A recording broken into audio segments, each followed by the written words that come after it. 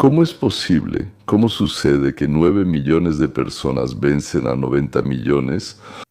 Una región, dos países, uno con 9 millones de habitantes y otro con 90 millones 10 veces más. A simple vista, esto no es competencia. Es como si una persona sobreviviera contra 10, como si Georgia atacara a Rusia, que tiene 140 millones, no 90.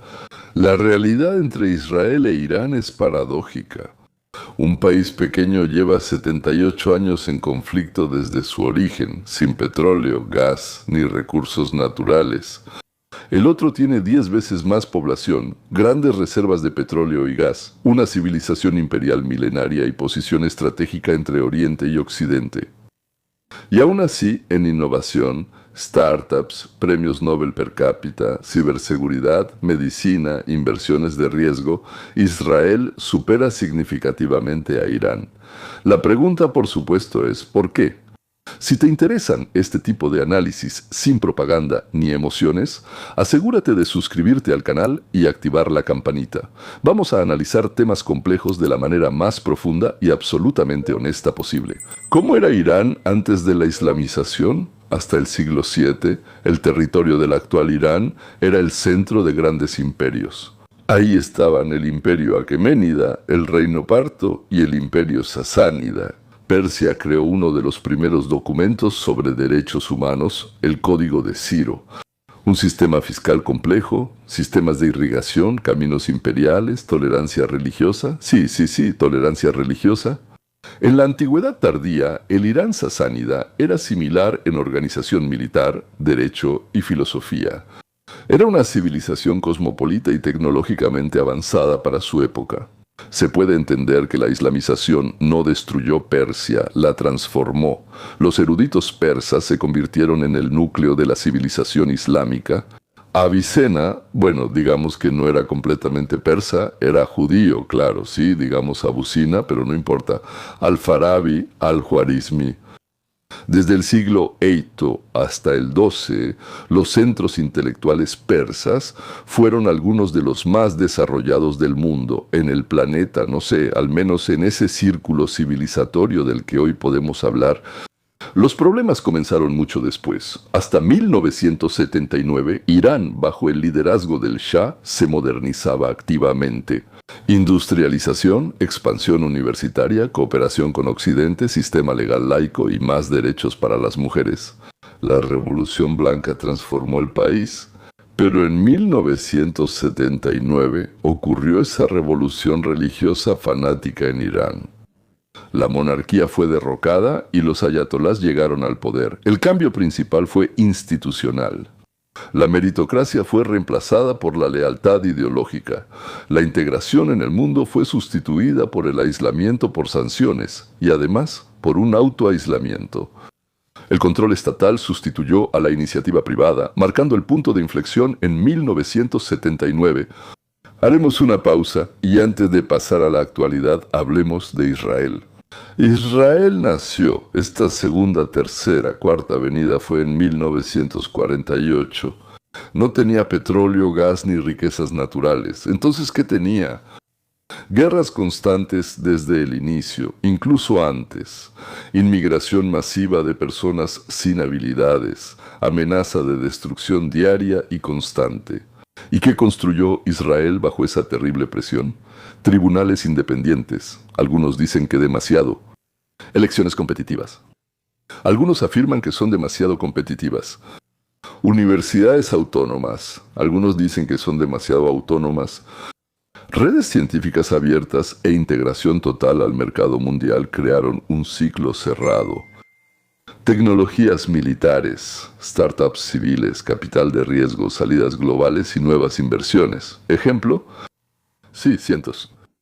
Mobileye, Checkpoint Software Technologies, WIS, los que quieras. Este es el sistema que se autoalimenta y se fortalece. ¿Cuál es la diferencia estructural? Existe entre A y B. Lo primero es la fuga de cerebros. Irán, emigración masiva. Una huida constante y masiva de los más inteligentes, los más emprendedores, los más activos. Israel, retorno de la diáspora e inversiones. Irán no tenía que inventar. El petróleo daba dinero. Israel tenía que sobrevivir. La escasez se convirtió en el motor de la innovación. No había nada, había que hacerlo todo por uno mismo, lo más rápido posible, en este instante o incluso ayer. Israel de inmediato creó alianzas con el capital de riesgo en Estados Unidos, alianzas científicas. Irán impuso sanciones y restricciones. Las innovaciones surgen en redes, no aisladas. Innovar necesita debate, el miedo genera conformismo. Donde hay conformismo, hay menos o casi ninguna de las ideas que llamamos radicales. Me refiero a avances revolucionarios. La diferencia entre el presente y lo que surge repentinamente como una idea nueva. Debatir, refutar, defender, construir y demostrar son necesarios. Pero en Irán dicen que no se puede. ¿Ha creado Irán algo nuevo? Pues sí. Tecnologías como misiles, drones, infraestructura nuclear y nanotecnología ya existían en el mundo. Ellos solo lo recrearon sabiendo que ya existía. Irán no creó una tecnología de consumo global al nivel de Internet, ningún avance digno de un Nobel en física. Ecosistemas como Silicon Valley, no había nada ni siquiera parecido allá. La diferencia no es la inteligencia, no es la inteligencia. El Farsi, los persas son muy intelectuales, con una gran reserva de algo así como histórico. Yo incluso diría, miren qué historia tan rica y asombrosa, lo que se dice, casi igual que la de los judíos. La diferencia está en la libertad. La diferencia está en la libertad como hablamos diario. Si Irán cambiara, con sus 90 millones de habitantes y una fuerte cultura de ingeniería, ahí hay una cultura de ingeniería muy fuerte, podría convertirse en una potencia aeroespacial, un gran centro de inteligencia artificial, un centro de biotecnología, un puente logístico entre Europa y Asia. ¿Qué sería más catastrófico para el mundo? Le pregunté a la inteligencia artificial. ¿Si Irán desapareciera de la faz de la Tierra o si desapareciera Israel? Esta fue la respuesta.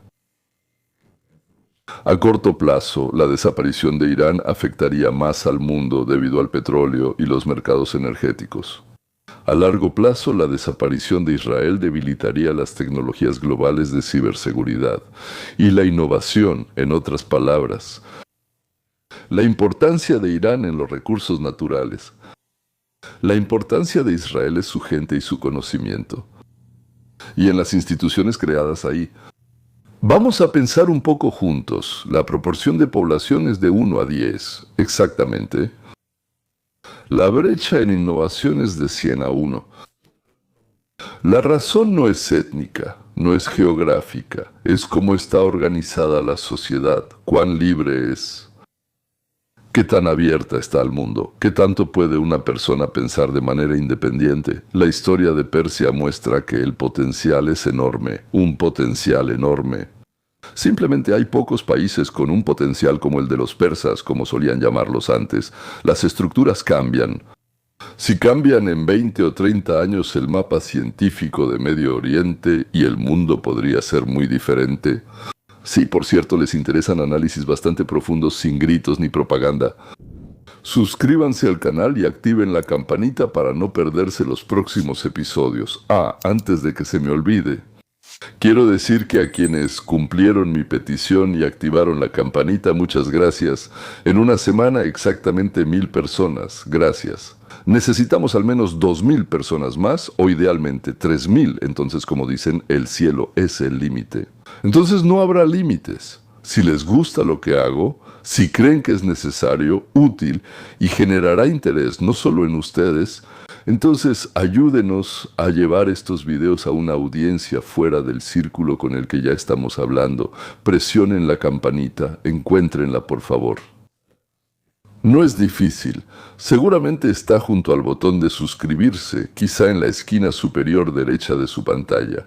Y si no están suscritos, entonces no tienen la campanita. Entonces suscríbanse y de inmediato presionen la campanita, va a aparecer. Y por supuesto, hay una pregunta. Respóndanme por favor en los comentarios. ¿Qué es más importante para el desarrollo del país? ¿Los recursos o la libertad? Hasta la próxima.